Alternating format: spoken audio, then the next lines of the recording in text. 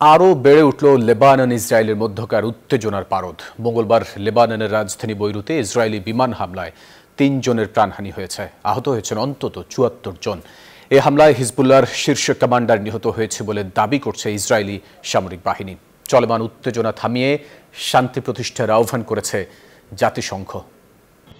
লেবাননের স্থানীয় সময় মঙ্গলবার সন্ধ্যা 7:30টার দিকে রাজধানী বৈরুতে বিমান হামলা চালায় ইসরায়েল। হিজবুল্লাহর শক্তিশালী ঘাঁটি হিসেবে পরিচিত ওই এলাকায় বিকট শব্দে বিস্ফোরণ ঘটে। ভয়াবহ এই হামলায় হতাহত হন বহু মানুষ।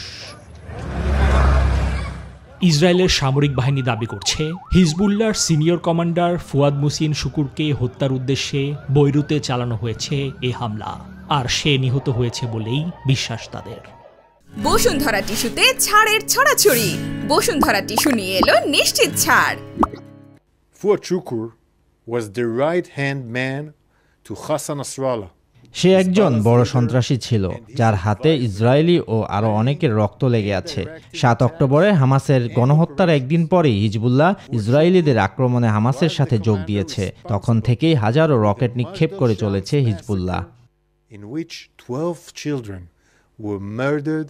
এই হামলা নিয়ে ইসরায়েলি নাগরিকদের মধ্যে দেখা যাচ্ছে মিশ্র প্রতিক্রিয়া। কেউ কেউ বলছেন পাল্টা হামলাটি প্রয়োজন ছিল, আবার কারো কারো মতে গাজায় জিম্মিদের মুক্তির চুক্তিকে ব্যাপকভাবে প্রভাবিত করতে পারে এই হামলা। এদিকে মঙ্গলবার বৈরুতে এই হামলায় গভীর উদ্বেগ প্রকাশ করে শান্তি বজায় রাখার আহ্বান করেছে জাতিসংঘ। নিবির আমিন, নিউজ 24।